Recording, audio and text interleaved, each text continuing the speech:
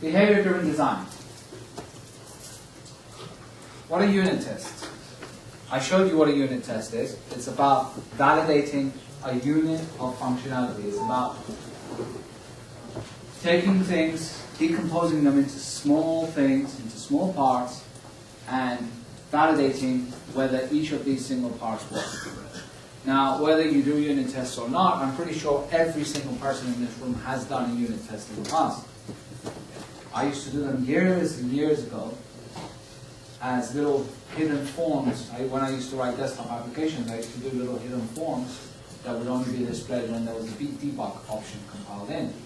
And that form would be displayed and it had buttons. Normally button 1, button 2, button 3, button 4, button 5. And each of those buttons would have a single or two lines of code associated with it, which was testing some algorithm, some routine, some method that I needed to test in isolation before plugging it in. That was doing unit testing. The problem was that as the form grew, I would reuse the buttons. And I wouldn't run those buttons individually each time. So I didn't have one of the benefits of unit testing, which is regression. So a unit test, it initially validates that the function or the method or the call you're doing is correct. And once you've done that, it then serves as a regression test. Because we know that it's about touching things that aren't related is when we break stuff. And unit testing is about catching those things that break. Okay? So it has already two purposes. Test-driven development. How many of you have heard of that? How many of you know what it is? So test-driven development is defined as, would you say this is an appropriate definition of test-driven development, which is writing tests before writing the code? It's about writing tests before writing code. Is that a valid definition? Yeah? So I write the test before I write the code. It's test first, right? What is the true purpose of test-driven development? Code that's testable.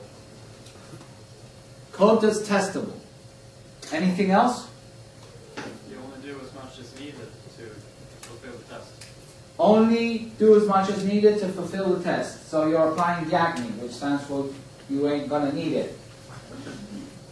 That's true. It's not gonna make it up. What else? You design the code the way you're going to use it. You design the code the way you want to use it. That's the key, most important thing about test-driven development. It's about design. The unit test you get is kind of like a side effect of that design. The only design things that I'm going to need is a side effect. That's not always applied, unfortunately. Right? You all know this tool over here, right? The balsamic guy. You know this one?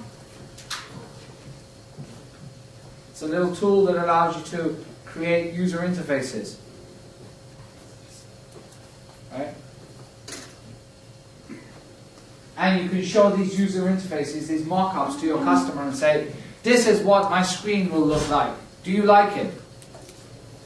And your customer will say, no, I don't. And you'll be happy and say, good, I didn't do any work. What do you want to change? And you change things, and then you show it. Are you happy? Yes. You do the exact same design, and your customer says, I'm not happy. This is about mocking up. It's about trying to give your customer the user experience, the feel of the application before he uses it. How do you write classes? On a whiteboard? UML diagram? Just code? You just write out code when you write a class? You just start to type, right? We start to type a class. We start to type the methods. We pass parameters. And we've got our class ready. Then we go to a second class.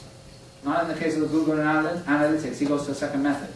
But we go to a second class and we start to create an instance of that class, and then we call a method, and we realize what?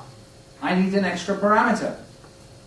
Or the way I've actually called the method isn't very appropriate. I need to initialize the object. Maybe I need to pass in some parameters when I create the constructor. And we evolve design. Because design always evolves. We hardly ever get it right. Even after 15 years of writing the method authenticate user, every time we write it, we think, is there a better way to do this? Right? Because design evolves. Software evolves through change of requirements, which is great because that means we get paid. And design evolves because we always find better ways to do things. So, if I take a mock-up of a user screen and say to my customer, this is how you would see your application when you run it. This is how you would interact with it. If we take that same concept and apply it to us, where we are the customer, and the product is a class, it would be great if we could see how we consume that class before we actually write it. Yeah? How could we do that?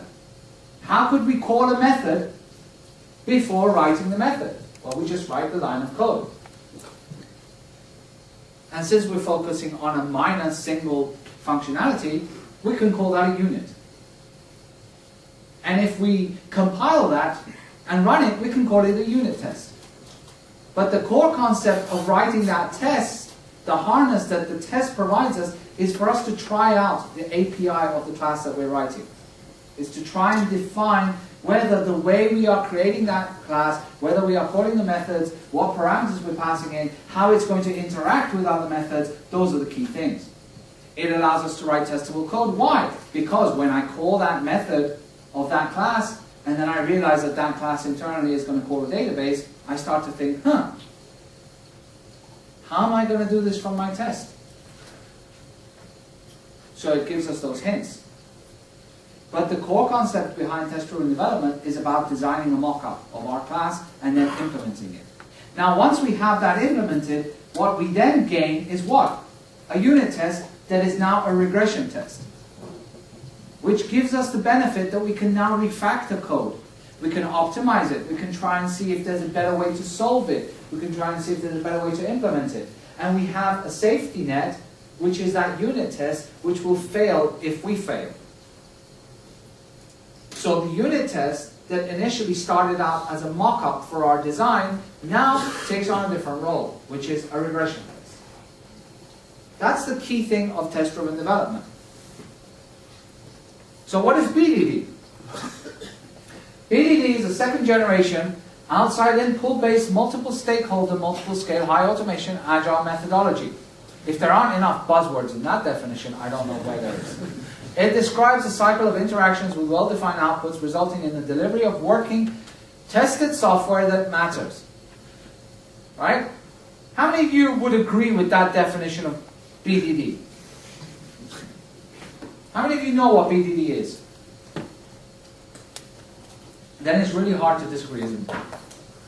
And it's really hard to disagree because you can't disagree with that definition because that's the guy that defined BDD. So it's really hard to say, no, that's not BDD. You might do something that might be BDD, but it's not how he defined BDD. So I used to do BDD as he defined BDD, and then as I read more, I saw that there was a lot of debate about different levels of BDD and different things of BDD and things like that, and I said, you know what? I don't do BDD anymore. I do my own DD. BDD. Right? But I'll tell you what BDD is about, because the essence and the core of BDD is the key. And hopefully, after this session, you'll say, I didn't learn a thing. Because you'll say, but this is common sense. This is logical. Why would I not have thought of this before? Well, even better, but this is already what I'm doing. That'll be great. There are only two problems in software, and it is communication. I don't know who said that, but it's a funny quote. And if I have to explain that joke, then it's not funny. Everybody gets that joke, right? Okay. I want a list of invoices as a customer. And you, as a developer, will create a database table. The First thing you throw on that customer's desk is a paper that says the number of columns, the width, if it's a primary index, and what foreign constraints it has. And you say sign under the dotted line. What is this for? It's called CYA. CYA, cover your backside. It's so that you then don't tell me, oh no, you asked for this, that's what you got, right? Of course, we solved that problem with Agile until we took code out of Agile. So we take a database, we create a DAL, right, data access layer, and I hope today that nobody's still writing their own data access layer. We expose it to business services, we consume it from the user interface. That's the normal methodology, right? What do you want? I want a list of invoices. Here you go. We'll even use good practices. We will abide by single responsibility. We will do unit testing. We will have classes that say invoice DAL test. And even though that invoice DAL test is in a project called tests, we will name it with the suffix test, and we will name every single method with the suffix test as well. Of course, no one questions why did we ever do that? Because it came from Java. And JUnit required methods to have the prefix test. But we like to be explicit, even though it's completely redundant. But we'll write our unit tests. And when we do get invoices, we'll do get invoice test, get invoice list. Okay? Then you hand it over to the client, and he says, that's not what I wanted. Have you ever had this issue? Right? So, but you said to me, I want to get a list of invoices. That's what you got. But that's not exactly what I meant. Stupid customers. They don't have a clue what they want. Oh, come on, we've all said that. The guy's an idiot. I swear, he's an idiot. He says, I want a list of invoices. I give him one. He says, it's not what I want. I mean, how stupid can you be? That's our justification, of course. Now, there's something important in that sentence. Can you tell me what it is? I'll give you a hint. Before the want. The color's red. It's the I. It's got a laser pointing around it. It's I. Who's I? My customer, of course. So I go to talk to my customer who runs a pharmaceutical company. And he's a director. And he says, I want a list of invoices. Okay?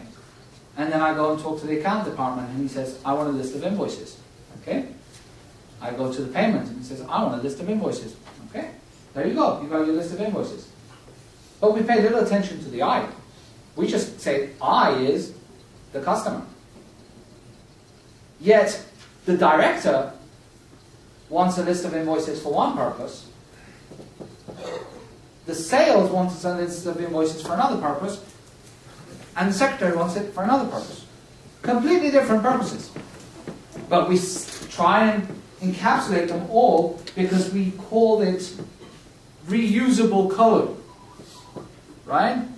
How many customers do you have? How many classes of type customer do you have in your code? One. I have a customer. And it's got 4 fields. And when Joe is implementing a feature for sales, needs a 5th field, what does he do? He slaps it onto my 4 fields. And then when Bob from payments wants a new field, what does he do? He slaps it onto mine. And now my list of customers starts to go slow. Why? Because Bob's putting a whole list of payments. But we solved that problem as well, didn't we? We introduced this concept called lazy loading. Right? Of course, that gave us a different issue is, when do we lazy load and when do we eager load? But we solved that problem as well, didn't we? Oh no, we haven't, have we?